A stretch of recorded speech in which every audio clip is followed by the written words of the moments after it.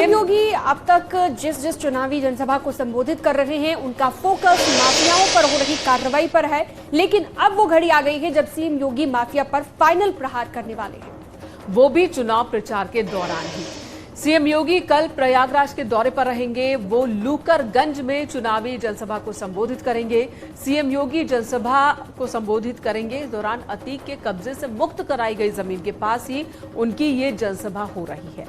और इसी धरती से माफिया मुक्त प्रदेश का सीएम योगी ने मुद्दा उठाया था और अतीक मर्डर कांड के बाद योगी की यहां पर पहली बार जनसभा होने वाली है। कल सीएम योगी के संबोधन में अतीक अहमद का जिक्र हो सकता है और सीएम योगी एक बार फिर माफिया मुक्त प्रदेश का मंत्र दे सकते हैं। तो वहीं योगी की जनसभा को देखते हुए सुरक्षा के भी पुख्ता इंतजाम किए गए हैं। आपको पूरी रिपोर्ट दिखाते हैं कि आखिर योगी आदित्यनाथ का प्रयागराज दौरा अहम क्यों है। इस माफिया को मिट्टी में मिला देंगे। भारत माता की, भारत माता की, भारत माता की। जिस प्रयागराज में अतीक एंड फैमिली का दबदबा था, जहां माफिया डॉन अतीक की तूती बोलती थी, जहां अतीक गैंग के नाम से लोग डरते थे, अब उस इलाके में अमन शांति है। और यही संदेश देने के लिए सीएम योगी उमेश पाल और अतीक हत्याकांड के बाद प्रयागराज के चुनावी मैदान में उतरने वाले हैं, जहां एक बार फिर योगी गरजने वाले हैं। यूपी में सब चंगा, रंगाई मत विरोधी, अब यूपी नहीं है किसी की पपोती। माफिया अपराधी हो गए थी, सुरक्षा खुशहाली रोजगार का अब बना है प्रतीक। मुख्यमंत्री योगी आदित्यनाथ लूकरगंज में चुनावी सभा को संबोधित करेंगे। सीएम की चुनावी सभा माफिया अतीक अहमद के कब्जे से मुक्त कराई गई जमीन, जहां गरीबों के लिए आवासीय योजना बन रही है, वहां से महज 200 मीटर की दूरी पर होगी। और माफिया मुक्त प्रदेश का मुद्दा इसी धरती से उठने की वजह से सीएम की ये सभा अहम मानी जा रही है।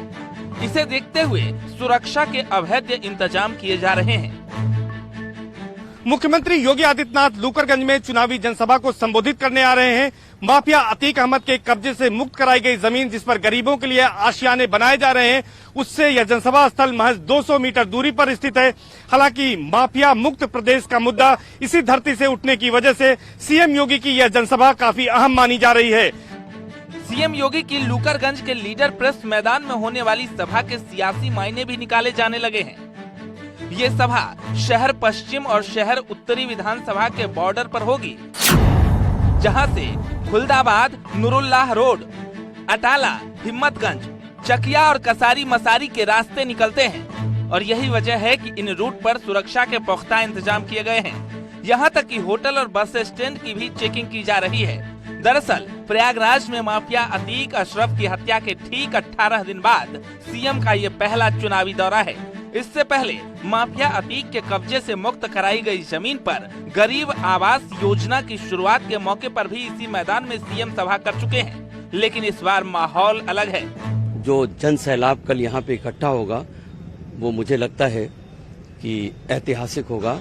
और योगी जी कल अपने संबोधन में कुछ न कुछ ऐसी चीज कह के जाएंगे जो प्रगतिशील प्रयागराज का हम लोगों का जो नारा है, जो हम लोगों का मिशन है, उसको गति मिलेगी। सीएम योगी एक दिन में 4 से 5 रैली और जनसभाएं कर रहे हैं और निकाय चुनाव में विपक्ष को चुनौती दे रहे हैं। लेकिन कल की सियासी जनसभा और भी दमदार, धारदार और आक्रामक होने वाला है, क्योंकि एक बार फिर मुख्यमंत्री योगी अतीक एंड फैमिली पर एक्शन को दोहरा सकते हैं। भारत माता की फिर से मिट्टी में मिला सकते हैं। Bureau report, news 18।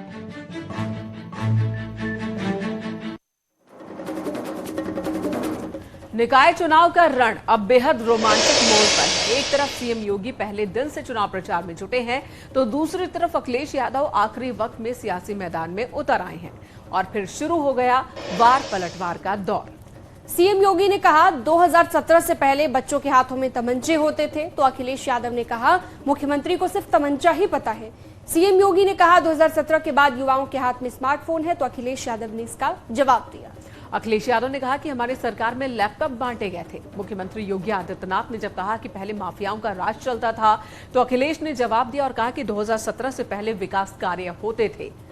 सीएम योगी ने माफिया मुक्त उत्तर प्रदेश का संदेश दिया, तो अखिलेश यादव ने कहा सपा कानून पर भरोसा करती है।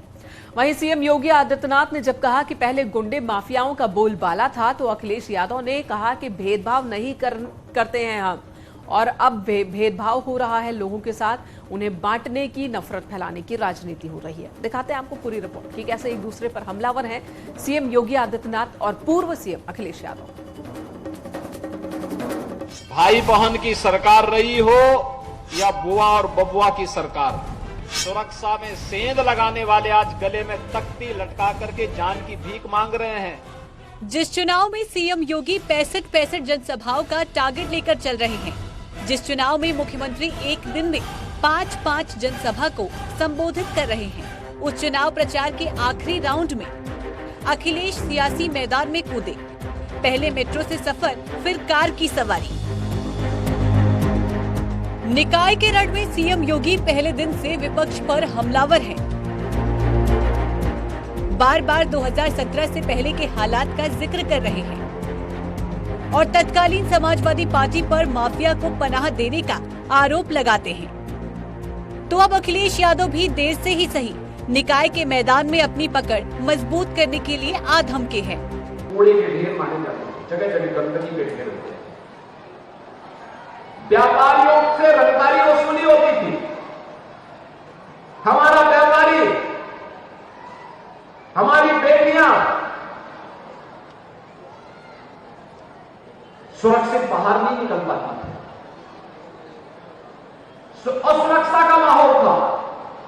पर्व और त्योहार आते थे, दंगों का एक माहौल बन जाता था, भय और वसत का माहौल बन जाता था। किसी ने विकास किया तो समाजवादियों ने विकास करके दिखाया, और जो भी काम समाजवादियों ने किया वो वर्ल्ड क्लास किया। चाहे आप आलमबाग का जो बस स्टैंड है वो देख लीजिए, मेट्रो के स्टेशन देख लीजिए, मेट्रो के स्टेशन पे जो कैफे या बेकरी या और सुविधाएं दी हैं वर्ल्ड क्लास हैं, बाथरूम वर्ल्ड क्लास है, Agra Lucknow expressway world class है, रिवर फ्रंट वर्ल्ड क्लास है। आप यहां से पूछते चलो, हम नाम पेड़ों के बताते चलेंगे। अखिलेश यादव भले ही निकाय के रण में अपने लखनऊ मेयर प्रत्याशियों के लिए वोट मांगने आए हों, लेकिन तमाम जगह उनके उम्मीदवारों को अब भी अपने अध्यक्ष का इंतजार है। लेकिन पहले चरण के लिए अब भी अखिलेश के पास इतना वक्त नहीं कि वो सभी निगम के चक्कर लगा सके, क्योंकि अब कुछ ही दिन बचे हैं जब पहले चरण के लिए चुनाव प्रचार का शोर थम जाएगा। हालांकि अखिलेश यादव को चुनाव परिणाम से पहले ही इसका खामियाजा भी भुगतना पड़ा, क्योंकि पिछले 4 दिनों से बारी बारी से समाजवादी पार्टी के नेता और कार्यकर्ता अखिलेश से मुंह फेर कर बीजेपी में शामिल हो रहे हैं और ब्रजेश पाठक उन्हें बीजेपी की सदस्यता दिला रहे हैं। आप देखेंगे कई जगह उन्होंने अपने प्रत्याशियों को नॉमिनेशन करने के बाद विड्रा किया है, और विड्रा ही नहीं किया है, सिंबल छपेगा बैलेट पेपर पर, लेकिन वो समर्थन दूसरे को। पूरी तरह से दिग्भ्रमित, कंफ्यूज्ड हैं। उनके पास कोई दिशा, लाइन लेंथ नहीं है। सारी बाल उनकी पिच के बाहर जा रही है और सब बाल नो बाल है। बीजेपी समाजवादी पार्टी ही नहीं बल्कि बीएसपी के साथ ही कांग्रेस से सेंधमारी कर रही है, क्योंकि निकाय के रास्ते 2024 की तैयारी है। ऐसे में अखिलेश के साथ मायावती के लिए भी निकाय चुनाव चुनौतीपूर्ण होने वाला है, क्योंकि अखिलेश तो चुनाव प्रचार के आखिरी दौर में ही सही सियासी मैदान में नजर आ रहे हैं, लेकिन मायावती ने चुनाव प्रचार से खुद को अलग कर लिया है। ऐसे में योगी की तूफानी रैली एक नई कहानी लिखने वाली है, वो कहानी जिस पर 2024 में पूरी पिक्चर तैयार होने वाली है। Bureau report, news 18।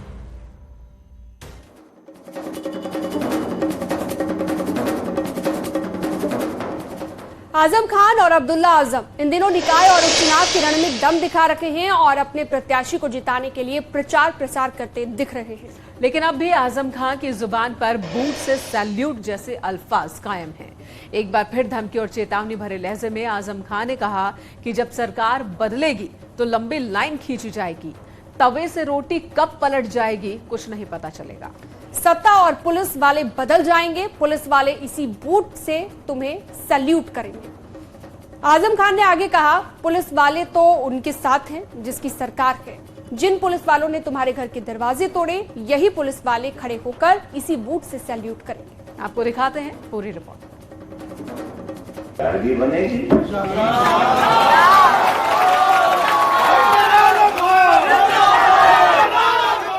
Samajwadi party के कद्दावर नेता और पूर्व तवे से रोटी पलट जाएगी, कुछ नहीं पता। नाले पार वालों, जिन पुलिस वालों ने तुम्हारे घरों के दरवाजे तोड़े हैं और जिन्होंने तुम्हारी ठोकरें मारी हैं, यही तुम्हें खड़े होकर इसी बूथ से सैल्यूट किया है। अब इन्हें मालूम हो गया कि यहां तक नेता ज्यादती करा सकते हैं, अब इससे आगे की आने वाली सरकार कराएगी। समझते हो मेरा मतलब? नहीं समझ में आया?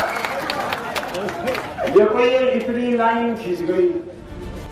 आजम खान रामपुर की रैलियों में अपीलों से अपने वोट बैंक पर फिर से पकड़ पाना चाहते हैं और उनका बेटा अब्दुल्ला भी अपने पिता और खुद पर हो रहे एक्शन को गलत करार दे रहे हैं।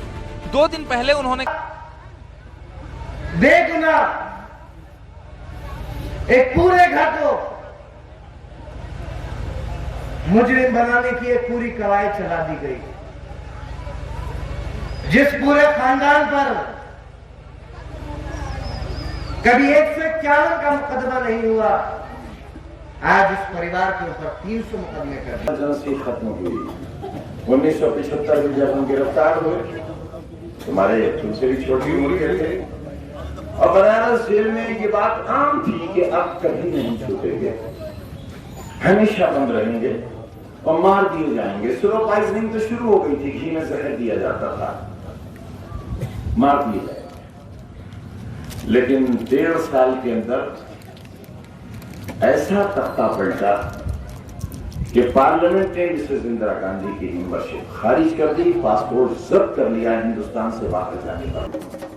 अब आजम खान के इस विवादित बोल पर सियासत भी तेज हो गई है। जहां ब्रजेश पाठक इस तरह के बयान को लाइमलाइट पे आने वाला बयान बता रहे हैं, तो समाजवादी पार्टी ने भी हमला किया है। समाजवादी पार्टी को बुरी तरह नकार दिया है और जनता की असलियत जान चुकी है। शहरों में माताओं बहनों का निकलना दूभर था, गुंडई, अराजकता, दंगे, चेन लूटना, माताओं बहनों की इज्जत आबरू से खेलना। समाजवादी पार्टी हमेशा ऐसे लोगों को पुष्पित पल्लवित करती रही है। आजम खान ने एक बार फिर कंट्रोवर्शियल बयान दिया। वो कह रहे हैं कि जो आज पुलिस वाले दरवाजा तोड़ रहे हैं, कल सलाम करेंगे, सरकार हमारी भी आएगी। केवल अखबार में आने के लिए कह रहे हैं, वो जानते हैं कभी सपाब नहीं आएगा। उत्तर प्रदेश में उनके साथ दल उनका खुद नहीं खड़ा है, उनका नेतृत्व खुद नहीं खड़ा है। अकेले वो चिल्ला के क्या करेंगे? ये सच है कि मुसलमानों के ऊपर जुल्म हो रहा है, लेकिन मुसलमान खुद अपनी लड़ाई लड़ने को तैयार नहीं है। लेकिन कुछ ऐसे लोग हैं जो अपनी लड़ाई लड़ने के लिए तैयार हैं, ऐसे ही लोग उनको भड़का करके उनको रास्ते से भटका रहे हैं। तो वो रास्ते से भटकाने वालों को अब उत्तर प्रदेश की जनता खुद भटका चुकी है कि अब आपको मौका नहीं मिलेगा, अब सत्ता अब सपना हो गया है। देखिए, समाजवादी पार्टी हमेशा से संविधान और न्यायपालिका को मानने वाली है और संविधान और न्यायपालिका का सम्मान करती है। संविधान को मानने वाले लोग हमेशा जो संविधान को मानते हैं वो न्यायपालिका को मानते हैं। तो हम तो संविधान और न्यायपालिका मानने वाले लोग हैं, उसी के अनुसार अपना जब हमारी सरकार थी तब भी हम उनके अनुसार कार्रवाई करते थे।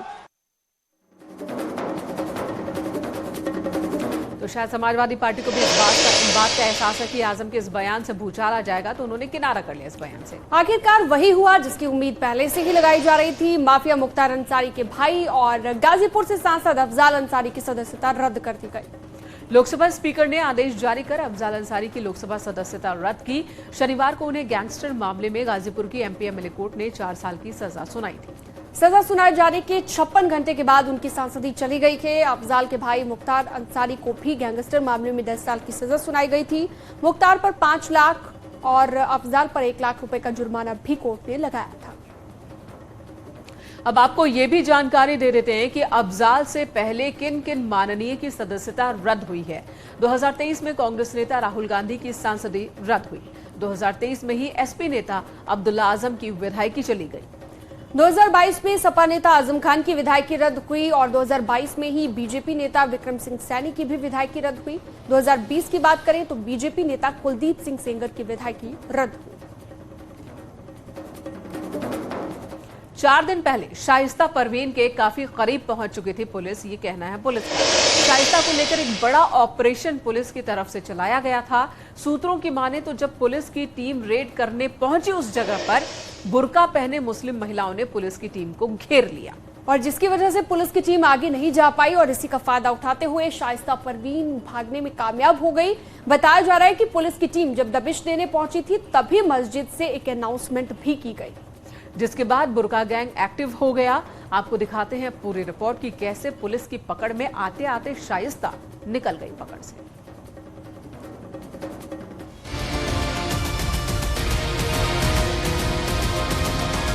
प्रयागराज शूटआउट के महीनों बाद भी एक किरदार पुलिस के लिए मिस्ट्री बना है।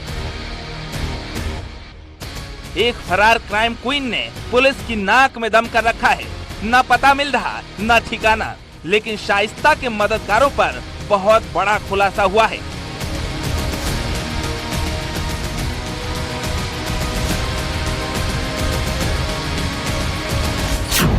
शाइस्ता फरार होने के बाद मुंडी पासी से मिली थी। मुंडी पासी एक आपराधिक किस्म की महिला है। उसके अतीक गैंग से संबंध रहे हैं। खबर है कि मुंडी पासी और गनर एहतेशाम शाइस्ता को छिपने में मदद कर रहे हैं। कोई गैंगस्टर नहीं, आप पे मुकदमे दर्ज है। 3 मुकदमे मेरे पर है। भाई दुश्मनी मर्डर हुआ था, फांसी लगाया जा, हमारी दुश्मनी है सर। दुश्मनी से मुझे फंसाया जा रहा। शाइस्ता परवीन से मेरा कोई लेन देन नहीं। आखिरी बार शाइस्ता से कब मिली थी? 4 भाई मेरे मारे गए, मेरे माँ मर गए, भाई भी मर गई, मेरी भौजाई भी मर गई। चुनाव के पीरियड मरिया गिल धोखे से बुलाई शाइस्ता परवीन। ये महिलाएं भी थी। वो कहीं मुंडी चलना है, हम जब वहाँ देखे कि चुनाव का पीरियड है हम भाग आए। शाइस्ता कैसी औरत थी? गोरी से है, तगड़ी से। कैसा नेचर था उसका? हम आधे घंटे में क्या बता पाएंगे। आप कह रही हैं कि भाई मारे गए, शाइस्ता परवीन या अतीक अहमद ने मरवाई? नहीं, मेरे भाई मारे गए हैं। यानी शाइस्ता के साथ साये की तरह सिर्फ 2 चेहरे ही चल रहे हैं। पहला नाम है मुंडी पासी, ये हिस्ट्री सीटर है। दूसरा नाम है एहतेशाम, जो अतीक का गनर रह चुका है। पुलिस के मुताबिक उमेश पाल हत्याकांड से पहले शाइस्ता कछार की रहने वाली लेडी डॉन मुंडी पासी से मिली थी। मुलाकात के दौरान अतीक का गनर एहतेशाम भी साथ था। अतीक का गनर और मुंडी पासी शाइस्ता को हर पल की सूचना दे रहे हैं। महिला और गनर दोनों ही शाइस्ता की मदद कर रहे हैं, लेकिन सवाल ये है कि अब शाइस्ता कहाँ है? मोहम्मद जकी उर्फ अज्जू ने ही शाइस्ता परवीन की मुंडी पासी से मुलाकात कराई थी। बताया जाता है कि अतीक अहमद के गनर एहतेशाम के साथ शाइस्ता परवीन कौशाम्बी के नजरगंज गांव पहुंची थी और साबिर की बहन गुड़िया के घर पे मुंडी पासी से शाइस्ता की यह मुलाकात कराई गई थी। इसके जवाब में दावा किया जा रहा है कि 4 दिन पहले पुलिस शाइस्ता के करीब पहुंच गई थी। तभी मस्जिद से अपील हुई और बुर्का पहने 50 महिलाएं सड़क पर आ गई। सवाल ये है कि क्या शाइस्ता को बचाने के लिए मस्जिद से ऐलान हुआ? क्या बुर्का पहने महिलाएं शाइस्ता को बचाने आगे आई? छापेमारी की भनक गांव वालों को लग गई थी, जिसके बाद तमाम बुर्का नशी महिलाओं ने पुलिस का रास्ता रोक लिया, पुलिस को घेर लिया, जिसका फायदा उठाकर शाइस्ता परवीन फरार हो गई। हालांकि सूत्र ये भी बता रहे हैं कि इस दौरान मस्जिद से अनाउंसमेंट किया गया था और इस बात के लिए कि तमाम महिलाएं पुलिस का रास्ता रोकें और जिसका फायदा उठाकर शाइस्ता परवीन को सुरक्षित यहां से निकाला जा सके। एसटीएफ के सूत्रों के मुताबिक 4 दिन पहले शाइस्ता परवीन के काफी करीब पहुंच गई थी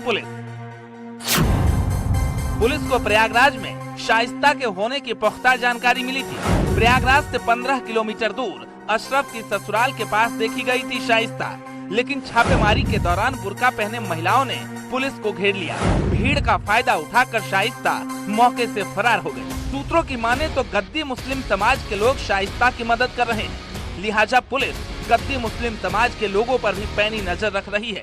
दावा है जल्द ही क्राइम क्वीन पुलिस की गिरफ्त में होगी।